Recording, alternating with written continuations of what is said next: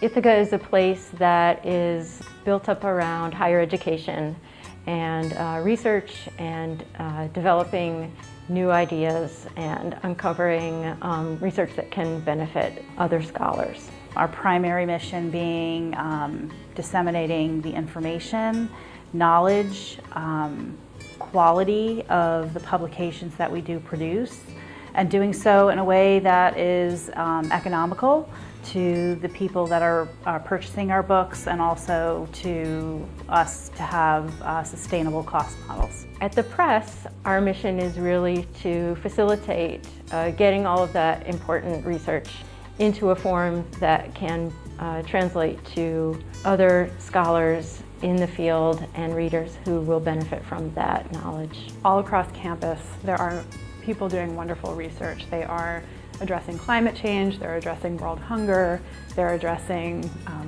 culture, they're creating culture for the United States and beyond. Not only is our books one of the primary ways that we disseminate information, both locally and globally, it's also the primary way that we remember information. It's a way of telling stories, which is an intrinsic part of history. So I feel that at the press, we have the unique opportunity not only to publish on what people at Cornell are doing, but what people all throughout academia are doing. And the closer that we can get people to that work, the more we can let people have an inside view of the kind of work that's going on in universities and colleges around the world. I think the more people can understand what kinds of life-changing work is being done in academia and at Cornell. What's particularly important about this press is that it isn't just telling his stories, it's telling stories beyond the white male cisgendered voice, which is not typical for a lot of institutions, especially academic ones, in the ways that they've been understood throughout time. So I think there's that radicalization of books going on, as well as that preservation of books, and having that in one space is changing in a lot of both minute and momentous and large ways. It's the kind of book that we do. We tell stories that are out there that are not necessarily in the mainstream. The most fun books that we've done was a book this past year on the Grateful Dead concert up at Cornell. It was so many tie-ins with the school. There was the Cornell Chimes had a concert for the concert, and it was just the whole community came together, which I hadn't seen before in 15 years. So that was the most exciting thing. And it was also cool, because I work in publicity, to see the book featured in Rolling Stone or Entertainment Weekly. And just last week or a week and a half ago, the book was nominated, because it's part of a box set, it was nominated for a Grammy. We've never had that. This is a book called Cancer Crossings that came out of a conversation I was having with the novelist Tim Wendell.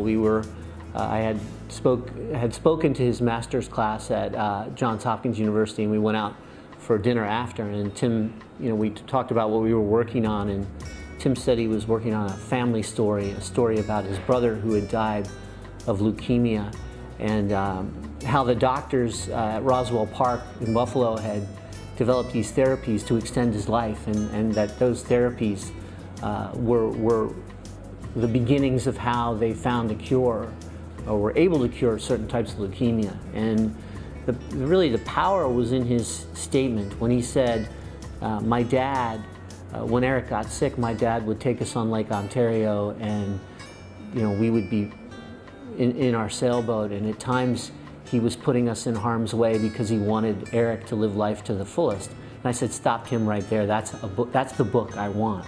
And so these two books, because of conversations and relationships, are my favorite. Again, it tells a story about humanity that needs to be told.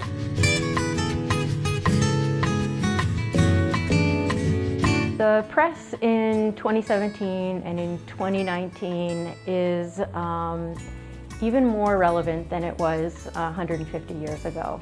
Because of the development of digital technology, we can now disseminate our scholarship around the world to communities who can benefit from it. I do think that in the future, the model or the paradigm is going to change. There's going to be more rapid communications. Scholars want their their work to be more broadly accessible, and we want to be right there. We also want to be on the leading edge of the open access movement, and we're now waiting to hear about our third grant to digitize our deep backlist and bring some of those classic books back into circulation. We've brought 20 out thus far.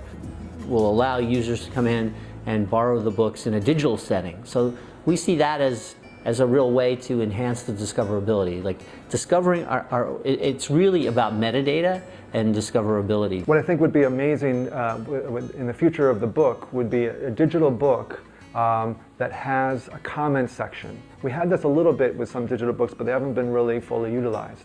So that you'd open up a book, a classic book, and in the margins would be comments. You could have a comment by Bono or Beyonce or President Obama making a comment in the book, and you see what they thought about that book. That brings the book alive. That makes the book more of a conversation. I think that's the future. The book will be the foundation, and then people will add to that book and kind of make the book a living item. Whether it's people who are looking for agricultural developments in Africa, who can access scholarship via their cell phone. Changing the world one book at a time has even greater potential because of that reason. So we're working on some experiments where we're doing more rapid publication times, and we're using some digital platforms to review and comment on the material and then publish different iterations of that. And we're doing that with the iNowdy Center at Cornell, a new series called Cornell Global Perspectives. So 150 years of publishing for the press to be means 150 years of radicalizing, of prioritizing voices that haven't necessarily been heard, and of disseminating information globally that needs to be heard. After 150 years, where have we come? We still have physical books. We still have the printed book. But we're moving more into the future with digital books, and probably in the next 10 years, there's going to be some type of technology that'll be like the iPhone that will revolutionize things, that will make more people read more, not just on their phone reading Facebook or Twitter or Instagram, but actually reading physical books, or reading physical books on an electronic interface.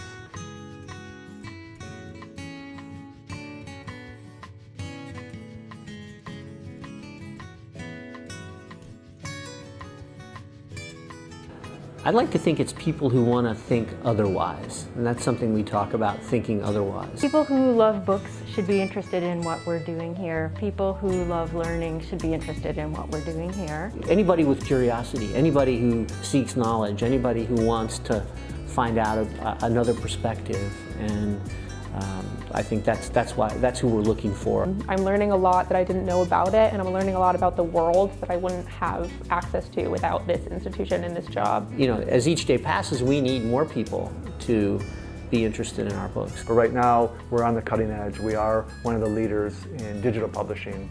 It's something that you want to do in terms of having a life where you contribute and help make the world a little bit of a better place as much as you can. And the books that we do try to do that, books that we publish try to change the world, one book at a time. That's what we are trying to do. It's not a joke, it's something we take very seriously, and it tracks all the way back.